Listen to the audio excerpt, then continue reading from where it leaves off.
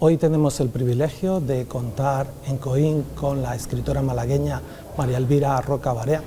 Para mí es un privilegio, es un honor. Celebro el hecho de que hace unas semanas le hayan dado el Premio Primavera de Novela 2023 por su novela Las brujas y el inquisidor. La trayectoria de María Elvira es notable. Yo a mis amigos les decía hace unos días que María Elvira ha recibido varios premios, pero para mí los premios son importantes, pero ella en realidad se merece un monumento y quizá con el tiempo se erija.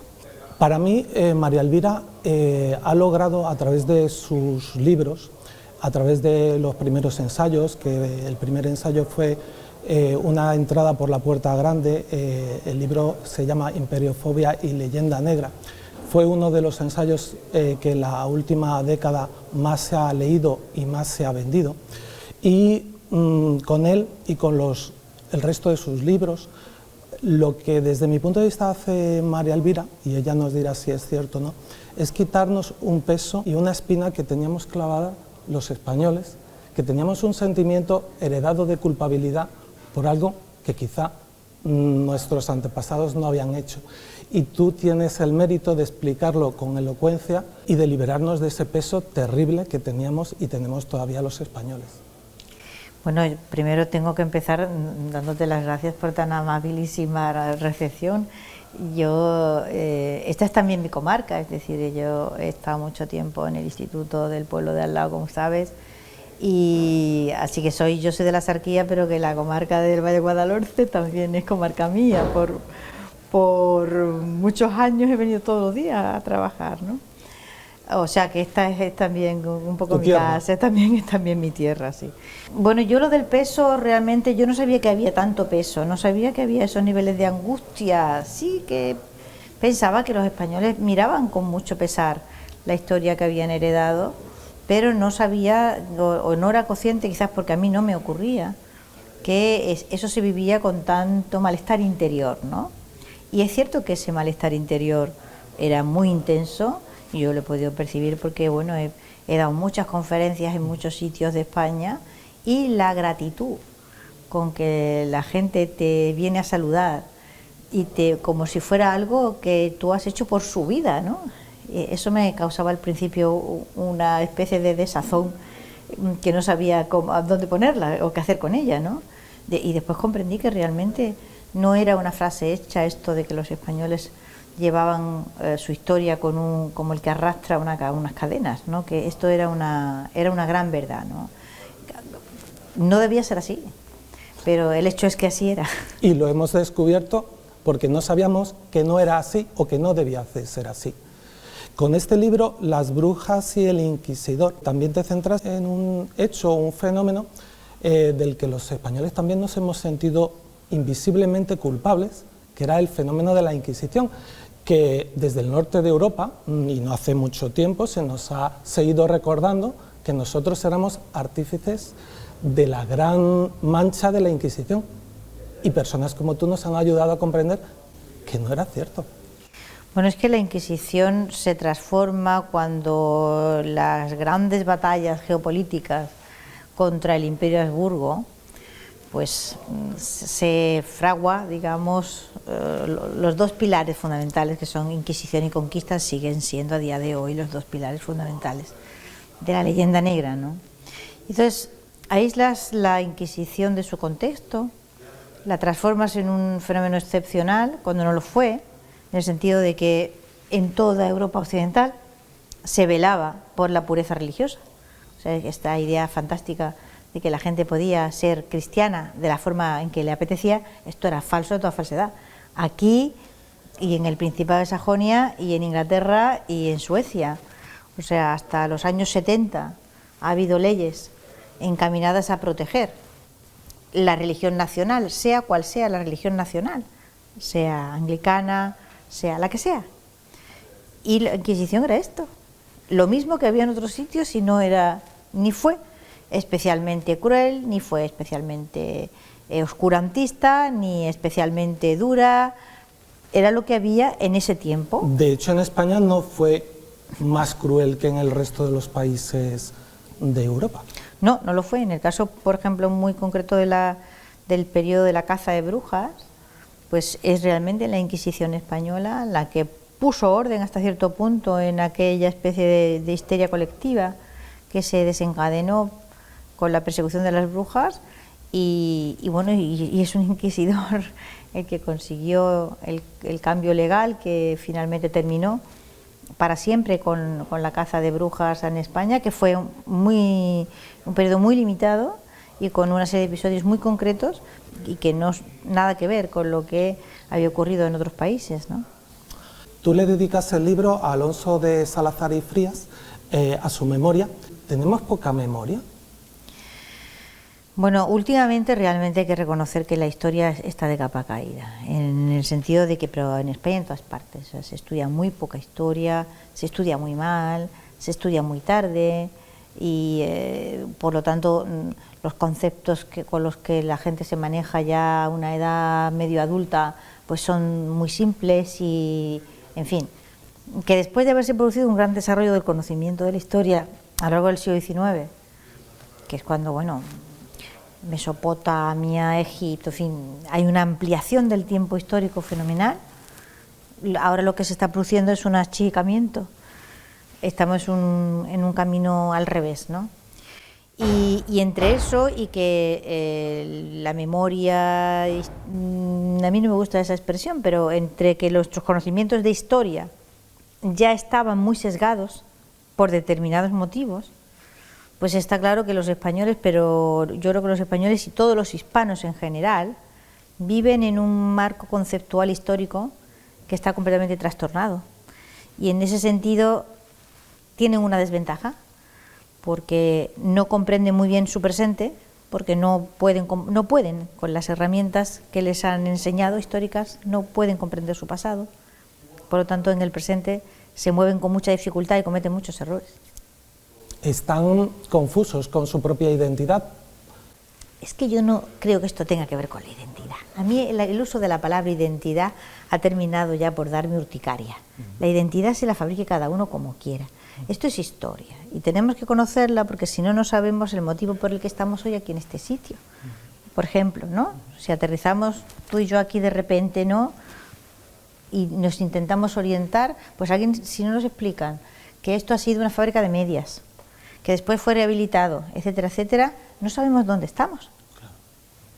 Tan sencillo como eso, o sea, en una cosa tan elemental como esta. Y entonces, los 500 millones de seres humanos que hablan español están en una posición en el mundo en la que simplemente no pueden comprender cómo han llegado hasta ahí, porque desconocen un montón de cosas que es preciso conocer, para que entiendan cuál es la realidad suya de su presente. ¿De quién es la responsabilidad de que lo conozcan? Esto es un problema muy complejo, difícil para explicarlo en una pequeña entrevista. Es un problema muy, muy complejo. Yo últimamente ando utilizando la metáfora de las habitaciones cerradas. Es decir, ha habido problemas históricos en épocas distintas que, una vez pasados, en vez de levantar las alfombras y contar las cosas que habían pasado para que se entendieran los problemas que había dejado esto, lo que se hizo fue ir cerrando habitaciones. Y entonces, a base de ir cerrando habitaciones, que nunca se entra en ellas, pues estás como viviendo en una casa cuyo plano no puedes comprender, pues estás completamente despistado. Entonces, pues por ejemplo, se cerró la habitación del enorme conflicto que supuso el cambio de dinastía. Y eso lo despachamos con una información que aparece en los libros de texto, que lo llama guerra de sucesión, y aquí paz y después gloria. No, eso fue una guerra mundial, y las consecuencias de esa guerra fueron gravísimas, y hubo una represión tremenda, y hubo un cambio de dinastía que fue muy violento, muy abrupto, y vino a reinar una dinastía que había sido la mayor enemiga de la dinastía anterior. Y para que se entienda las consecuencias que todo eso ha tenido, tal y como lo explicamos, no se puede explicar, porque las consecuencias de ese cambio de dinastía están vivas a día de hoy. Esa es una habitación cerrada que no hay quien la abra, porque claro, es que tropiezas con la monarquía. Enorme problema. ¿Qué es lo que explica que el imperio hispánico se fragmentara en veintitantas naciones. Porque, por ejemplo, cuando Portugal, sus territorios de ultramar se independizan, permanecen unidos. Pero ¿por qué la monarquía hispánica se fragmenta en tantos países? Pues ahí esa es otra habitación cerrada, ahí no puedes tocar, porque entonces hay que bajar de los pedestales a los libertadores, que están santificados y no se les puede tocar. Entonces, otra habitación cerrada más. Y tú sigues sumando, entonces vas sumando habitaciones cerradas y lo que te encuentras es en el siglo XXI, pero y también a lo largo de todo el siglo XX, pues una comunidad enorme en el mundo que sigue teniendo una lengua muy cohesionada, que mantiene unos vínculos culturales estrechísimos, que es identificada como tal comunidad por todo el mundo desde el exterior que la ve, sin ninguna dificultad. La ve, los hispanos ahí están. Sin embargo, pues toda esa gente, y son muchos millones, no saben comprender cuáles son los problemas que tienen en el presente y por qué los tienen.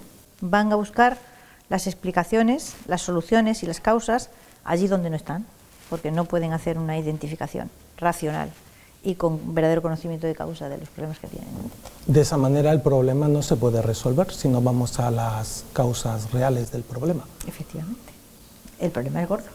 En esta casa, por tanto, no se puede respirar tan bien como si pudiéramos abrir todas las ventanas y todos los pasillos y abriéramos las puertas para que se ventilase.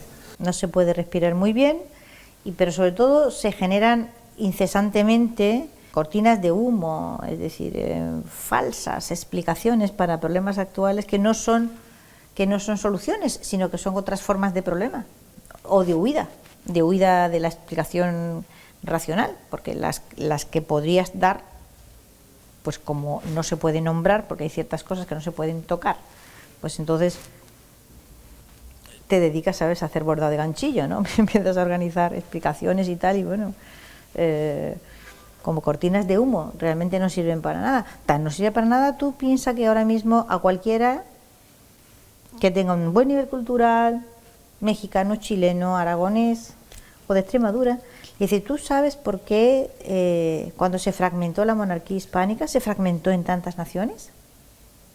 ¿O por qué tiene tantos problemas territoriales España, pero también Hispanoamérica ahora mismo, en potencia de fragmentarse varias naciones de Hispanoamérica claramente? Y no te sabrá contestar. Aunque tenga mucha cultura, no te sabrá contestar, ni siquiera imaginará por dónde pueden venir esos problemas, como si fueran una cosa de la naturaleza. No, no son una cosa de la naturaleza. Son el resultado de problemas estructurales que quedaron ahí en un momento determinado y siguen actuando en el presente, ¿no? ¿Qué cree María Elvira que, por lo que es importante su magisterio, con conferencias, con entrevistas como esta, cuál es la función que te gustaría que tuvieran tus palabras para la ciudadanía, para ese mundo hispano que comparte una misma lengua? Bueno, realmente no sé si mi trabajo sirve de algo, pero si sirviera de algo, me gustaría que sirviera para que hubiese la siguiente generación mucha más gente escribiendo, investigando sobre los problemas, o sea, eso que se llama la inteligencia, nuestra inteligencia, puesta al servicio de verdad de esta comunidad, para intentar resolver los muchos problemas que tiene, que son graves, de inestabilidad política, de dependencia económica, de recurrencia una y otra vez en el caudillismo, etcétera, etcétera, etcétera. Entonces, el mundo hispano son muchos millones, todos no pueden ser torpes. Tiene que haber muchísima gente, al contrario, muy inteligente. Debe haber mucha gente. Si esa gente tan inteligente pusiera su inteligencia al servicio de esa comunidad para resolver problemas que tenemos, en vez de dedicarse, por ejemplo, a sentirse avergonzado de ella o a imitar las formas de vida y el estilo de otras culturas que le parecen superiores, en un momento fue Francia, en otro Inglaterra, Estados Unidos, etcétera, ¿vale? Si toda esa inteligencia la pusiéramos realmente a trabajar a favor nuestro, si yo contribuyera un gramito a que eso ocurriera, pues me daría más que, vamos, por satisfecha. esa misión, que solamente la sostenga una sola persona, es una tarea muy pesada para una sola persona. María Elvira reconoce a su alrededor colegas que están ayudando a cambiar la visión que teníamos sobre la historia mundial, porque es una historia mundial.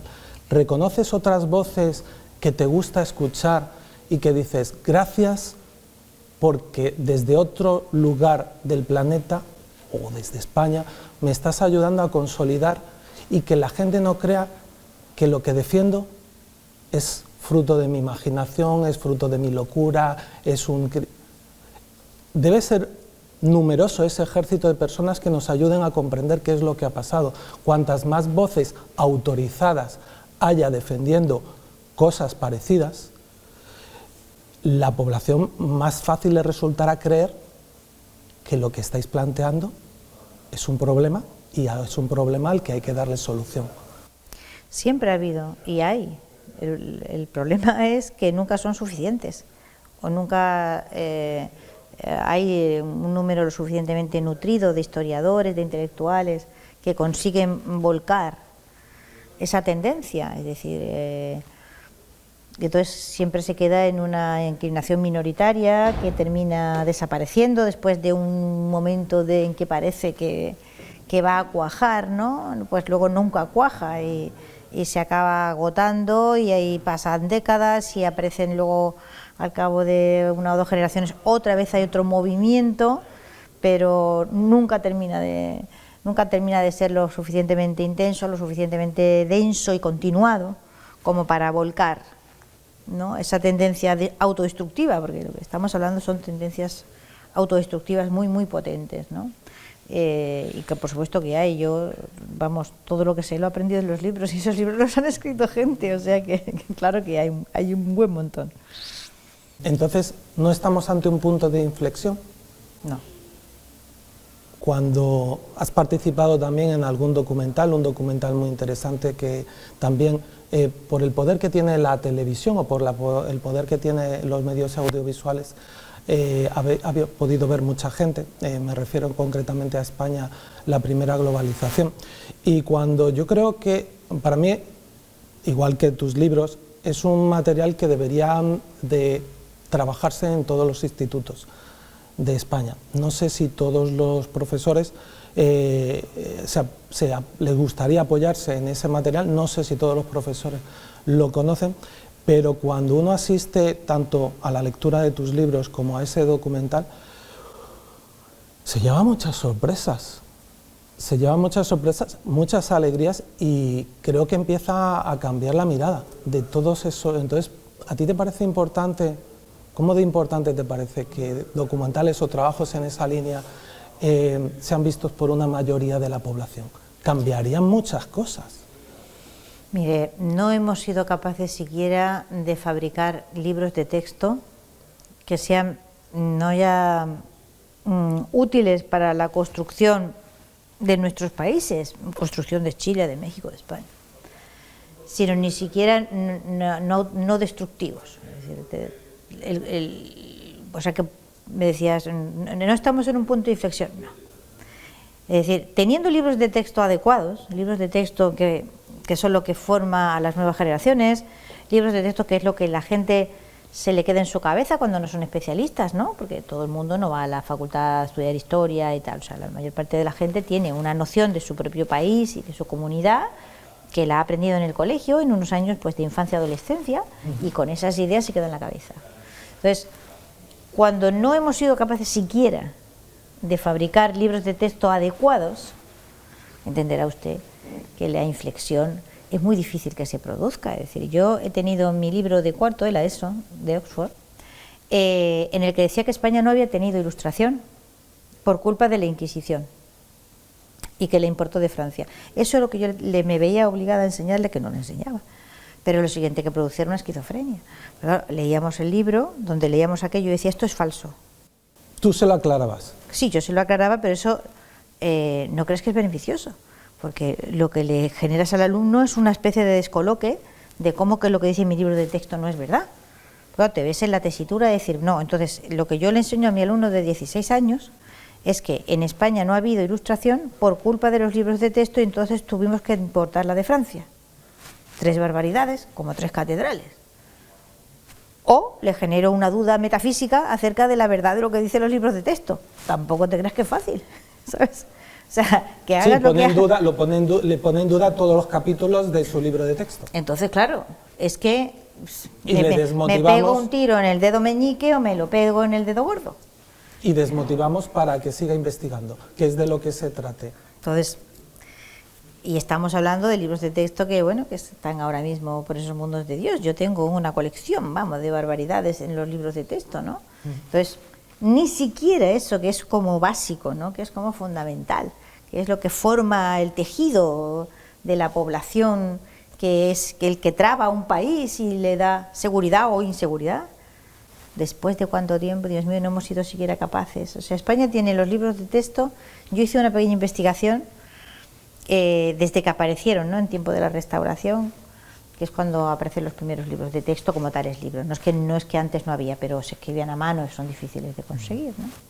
Y te encuentras que la versión que se ofrece de la historia de España es prácticamente la misma. O sea, pasa la Restauración y llega la República, el franquismo, la democracia tal, y los libros de texto prácticamente no cambian. Tengo un párrafo, lo hice por temas, ¿no? Y tengo el párrafo de la Invencible, y el párrafo de la Invencible ha atravesado inmutable 2 siglos y pico.